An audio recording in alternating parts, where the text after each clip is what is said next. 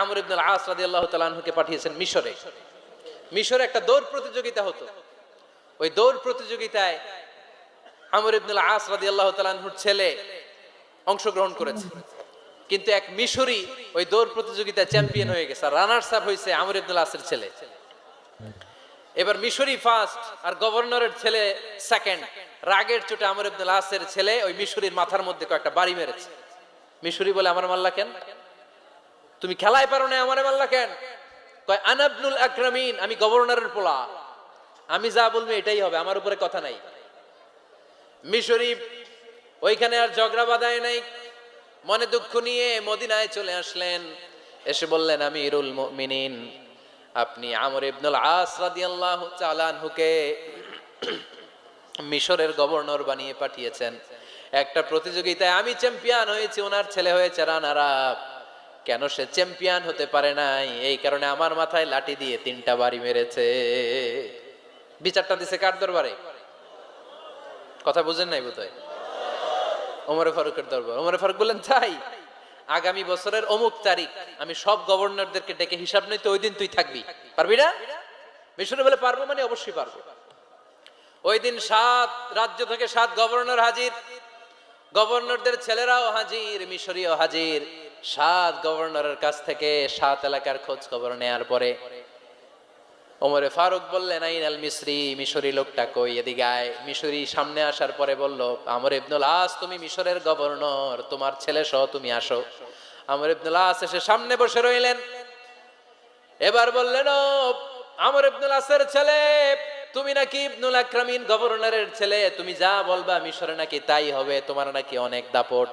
নিজে একটা লাঠি এনে মিশরীর হাতে দিয়ে বলল, এবার তোর মাথায় যতটা মারছে তুই ততটা গুনে গুনে মার, আমি দেখব। আমর ইবনুল আস দেখবে, আমর ইবনুল আসের ছেলেরে তুই এখানে মার।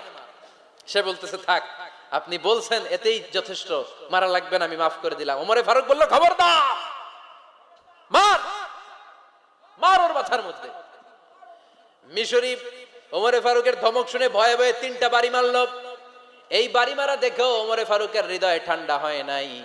লজ্জায় আমর ইবনুল আস, বয়স হয়ে গিয়েছে, সাহাবা, মাথা তখন টাক, মাথায় চুল নাই, লজ্জায় মাথাটা হেট হয়ে মাথাটা নিচু করে রেখেছে। এবার রাগের চোটে ওমরে ফারুক বললেন, এবার আমর ইবনুল আসের টাক মাথার মধ্যে একটা মার, মার। কেন ছেলেকে শিক্ষা দিতে পারে নাই?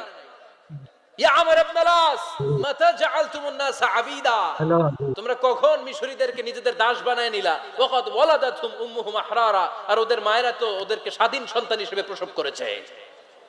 মানুষদের উপর ক্ষমতাগিরি করার জন্য গভর্নর পাঠাই নাই। খবরদার, জনগণ তাদেরকে দেখভাল করার জন্য তোমাদেরকে পাঠানো হয়েছে, তাদের উপর কোনো অত্যাচার করার জন্য নয়। চিল্লায় বলেন ঠিক কি না? এরকম নেতা কয়টা লাগবে? কয়টা? ওই নেতার নাম কি? ওমর। হা হুয়া ইয়াতি ওমর। 22 জায়গায় বিশ্বনবী কয় একটা, ওমরে ফারুক বলে আর একটা। আল্লাহ বলে, বিশ্বনবী, আপনার পক্ষে আমি আয়াত নাজিল করতে পারলাম না, আমি ওমরের পক্ষে নাজিল করে দিলাম। বিশ্বনবী বলতেন, ইন্নালি কুল্লি উম্মাতিন মুহাদ্দাস, সব উম্মতের মধ্যে, সব নবীদের উম্মতের মধ্য থেকে একজন করে আল্লাহ তাকে মুহাদ্দিস বানাতো। মুহাদ্দিস না, মুহাদ্দাস। মুহাদ্দাস মানে এমন লোক যিনি যা ভাবতো ওই ভাবনাটাই আল্লাহ আয়াত হিসেবে নাজিল করে দিতেন। বিশ্বনবী বলেন, আমার উম্মতের মধ্যে মুহাদ্দাস হচ্ছে সাইয়েদনা ওমর। ওমরে ফারুক যখন খলিফা, দিনের বেলায় যদি রাষ্ট্রে কোনো নিয়ম জারি করতেন, দিনের বেলায় জনগণকে কোনো বিষয়ে যদি নিষেধ করতেন, রাত্রে বেলায় খাওয়ার সময় ফ্যামিলি মেম্বারদের সবাইকে বলতেন, এই দিনের বেলা আমি জনগণকে এই কাজ করতে নিষেধ করেছি, তোমরা আমার ফ্যামিলি মেম্বার, খবরদার তোমরা এই কাজ করো না। জনগণ করলে যতটুকু শাস্তি, তোরা করলে পাবি ডবল শাস্তি। সুবহানাল্লাহ কইবেন না? আমাদের নেতারা ওই বাড়ির বিচার করে, ওই বাড়ির মাইয়ার বিচার, ওই বাড়ির পোলার বিচার, নিজের পোলা গাঞ্জা টানে, আসরে নাই? নিজের মেয়ে অপরাধ করে, আসরে নাই? কি নেতা ছিলেন ওমরে Faruk!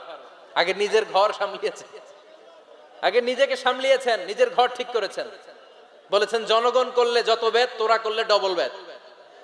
This is call leader. ঠিক কিনা? এক বাবা এসে বললেন, ওমরে ফারুক, আমার ছেলে কথা শোনে না, বেয়াদব। ওমরে ফারুক ছেলেরে ডাকলেন, বাবা, তুমি তোমার আব্বাজানের কথা শোনো না, এটা তো কবিরা গুনাহ। ছেলে বলে, ওমরে ফারুক, সব দায় দায়িত্ব আল্লাহ ছেলে মেয়েদেরকে দিয়েছে? ওমরে ফারুক বললেন, অবশ্যই দায়িত্ব দিয়েছে। তাহলে বলেন আমার বাবার দায়িত্ব কি? উনি বললেন, প্রাইমারিলি প্রথমত 3 দায়িত্ব। আইয়ান তাকিয়া উম্মা, পৃথিবীর প্রতিটি বাবার উচিত ছেলেদের মেয়েদের জন্য ভালো মায়ের ব্যবস্থা করা। 2 নম্বরে আইয়ুহসিনা ইসমা, সুন্দর তার একটা নাম রেখে দেয়া। 3 নাম্বার ইউআল্লিমাহুল কিতাব, তার আল্লাহর কিতাব শিক্ষা দেওয়া। এবার ছেলেকে আমার আব্বা 3টার একটাও করে নাই। এবার ওমরে ফারুক রেগে গেলেন, বাবার কাঁধে ধরলেন, বললেন, তুই ছেলের জন্য বিচার নিয়ে আসলি, তোর 3টা দায়িত্বের একটাও তুই পালন করিস নাই। ছেলে বলে, আমিরুল মুমিনিন, আমার মা নর্তকী, আমার মা মাজুসি, আমার মায়ের মধ্যে কোনো আদব কাদব নাই, সুন্দরী দেখে আমার মা রে বাবা বিয়ে করছে, আমার মায়ের কাছ থেকে জীবনে কিছু শিখি নাই। 2 নাম্বার সাম্মানি খানফাসা, আমার বাবা আমার নাম রেখেছে চামচিকা। কি নাম রাখছে? এটা নাম হইলো একটা? এরকম উল্টাপাল্টা নাম আছে না? নাই না, এগুলো রাখবেন না। আব্দুল্লাহ রাখবেন, আব্দুর রহমান রাখবেন, আর একটা কি বলছি আজকে? হুযায়ফা রেখে দিয়েন, পারবেন? ওয়ালাম ইউআল্লিমনি হারফাম মিন কিতাবিল্লাহ, আমিরুল মুমিনিন, শুধু তাই না, আল্লাহর কোরআনের একটা অক্ষর আমার বাবা কোনোদিন আমারে শিক্ষা দেয় নাই। ওমর ফারুক রেগে গেলেন, এবার বাপের কান্দে দইরা মারতে শুরু করলেন। তুই পোলার নামে বিচার নিয়ে আইছিস, তোরে মার দিমু আগে। এরকম নেতার দরকার আছে না নাই? মদিনায় এক লোক তার বউরে রাগের চোটে 100 তালাক দিয়ে ফেলছে। কয় তালাক দেয়ার নিয়ম? কয়টা দিছে? কয়টা?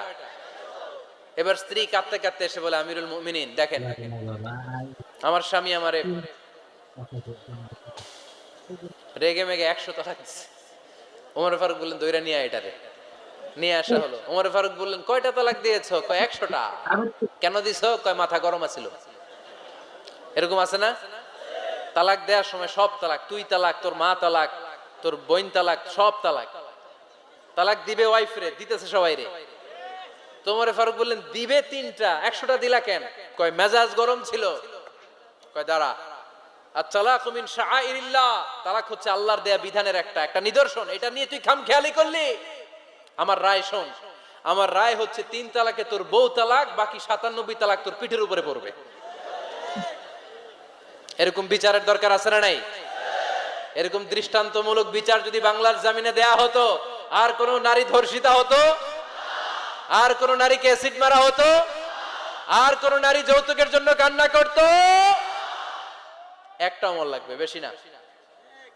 কয়টা লাগবে? তিনি গভর্নর সিস্টেম চালু করেছিলেন, গভর্নর সিস্টেম, ইসলামিক স্টেট।